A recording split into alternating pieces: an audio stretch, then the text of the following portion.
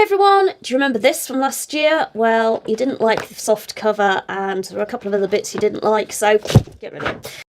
Welcome to this year's Sensible SENCO Planner 2024 to 2025. Let me just pull my page out of the side there. You will notice straight away we have got a slightly different cover. This one is so soft to touch. It's really nice. It's got that velvety kind of feel to it. It is a hardback. We can tap on this one and make music.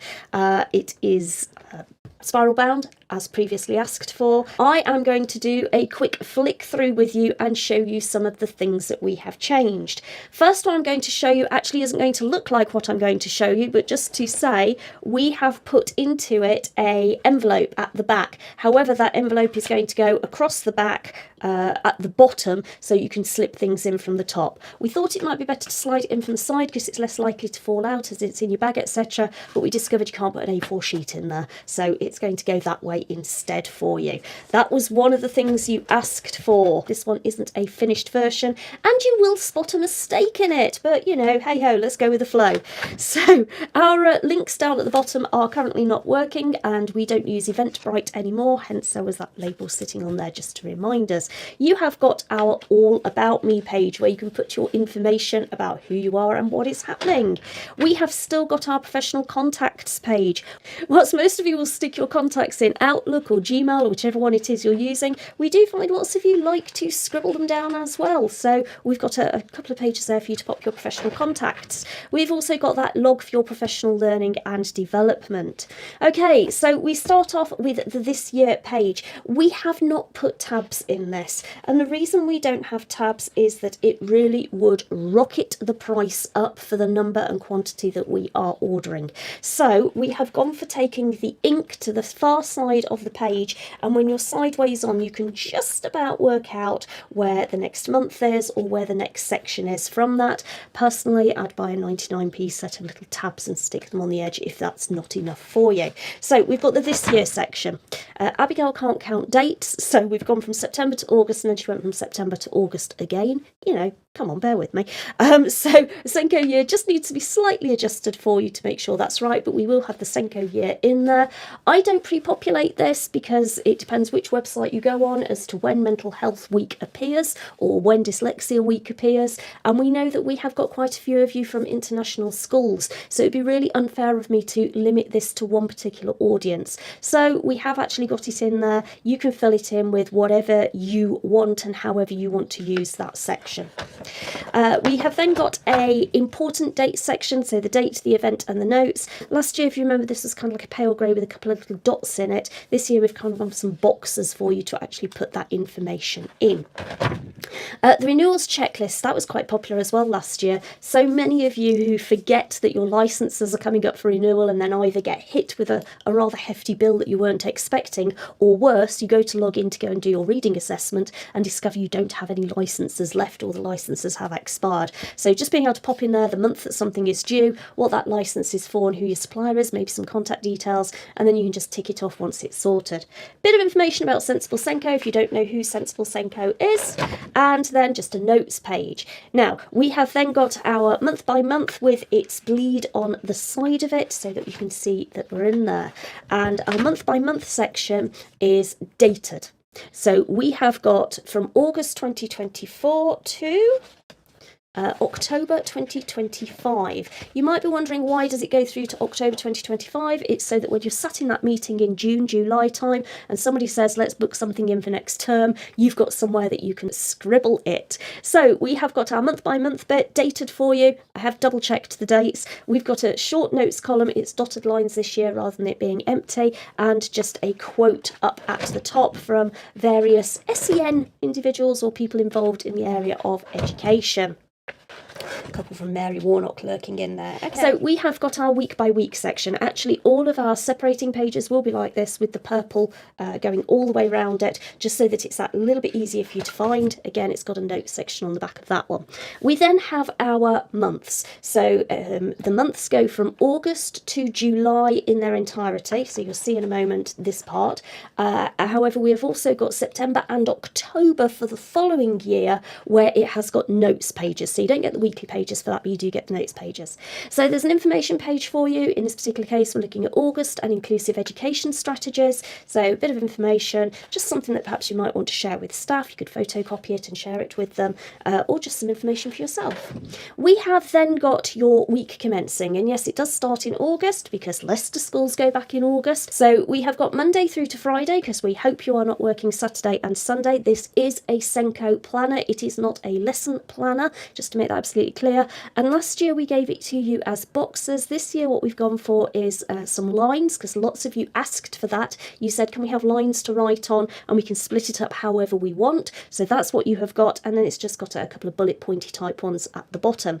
It does only say week commencing. We haven't actually dated each individual day for you. It was just one step too far, I'm afraid. And at the bottom you'll see there's a box with a little flag on it where you can put that really important thing for the day. So whether that's to remind you you've got to go and do break duty, or whether it's just an inspirational note to yourself, whatever it is that suits you. You've got some reminders down there, so it might be some forward planning for next week, or it might be some things that you need to do this week that don't have to be done on a specific day.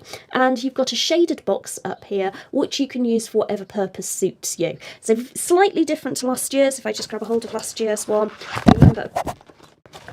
if you remember that last year we had it like this, so you've got the week commencing, you've got your important up at the top, and then you've just got boxes, and it was broken down, I suppose almost lesson by lesson, as if you'd got lessons during that day, reminders are next week, and then shaded boxes at the bottom. We have gone for a slightly different format, but it was based on your feedback saying what it is that you would like. So you get that week by week all the way through the month until you get to the end. You get a notes and to-do page. It is quite a long notes and to-do page, so you can write lots and lots of information down there, and then you get your next month. I'm not going to go through all of those months for you, but what I am going to do is I'm going to hop to the second version of October, or September even. So there it is, Exploring Assistive Technologies in Education is this particular one. Bit of information there, Stephen Hawking quoted at the bottom, and it's called Forward Planning. So we don't get the weekly spread for this one. What you get is your forward planning, so just bullet points or notes pages where you can scribble anything that you need for that month. Just a couple of pages for that, usually 3 or 4 pages. And again, we've done the same for October, just so that you've got that space to put that information in. Of course, our sponsors are in there, so the planner is sponsored to try and keep the price down as much as we can for you. So you will find these scattered throughout. And then we've got our meetings and notes section. We are actually thinking next year of removing this section from the planner and putting it separate for you, so that you can have something that's got more pages in it for meetings and notes. Some people said, why do you have meetings and notes in there? The reason is if somebody does a subject access request, because this is a handwritten personal diary, it is not subject to your subject access request. Whereas actually if you're using a school issued planner, or if you're using an electronic system to record your meetings and your notes, that is subject to a subject access request. We have got then the meetings section, like I say, so you've got meetings name and date, you've got your attendees, your next steps and your deadlines, and then just some space for writing those notes. Very, very similar to what we had last year as well. And then also with the notes section, also very, very similar. Notes with the title and date, space to write on. They are actual lines this year. And then you've got your little scribble section down at the bottom. If I flick right to the very back of this, just to finish it all off, what resources have you got available for numeracy, literacy, for anything else that you have? This is for those of you that inherit a department perhaps where resources are scattered, or perhaps you're new to the school and you want to scribble down new resources that you've got or you found in the back of a cupboard somewhere. Lots of you said this was really, really useful, and that it reminded you of things that you can use that sometimes you forget about. And also we've got assessments available. So what assessments have you got available for numeracy, for literacy, and then for anything else? So just those 2 pages there. A reminder about what needs to go in your SEND information report, and a little checkbox, if you like, at the side of it, so you can tick once you've done it.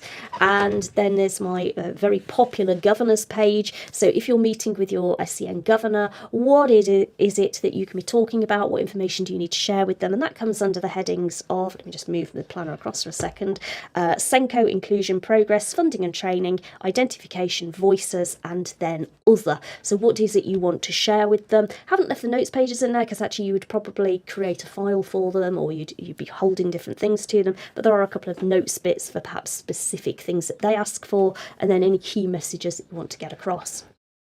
Have added to this section this year. So the SEN development section, last year we gave you 3 of them, 1 for each term. This year I've given you 6 of them, so you can either do it 1 per half term, or you can look at your priorities and go, actually, here's one of my goals. It might be lasting me 2 terms to actually do it, but here's a bit of specifics, some notes and some to-do bits and a bit of evidence down the side. So just a space to start recording it. It's not intended to be your final developmental plan or anything like that. It's that space to scribble down, I've done this towards my SEN development strategies, or whatever else is going on. And that takes us to the end of the planner. Like I said, hardback and our front cover with that nice soft velvety touch. Okay, so you may be wondering, how much is this? It is, for those of you paying full price for it, it is £30 plus £4 postage and packaging. That £4 is just slightly less than it actually costs us to post and package it and send it out to you. So you're getting quite lucky there. Those of you who have an annual membership of the website, do check in and find out what your code is, because you have already paid part towards this. So we just need to sort a couple of bits out with you.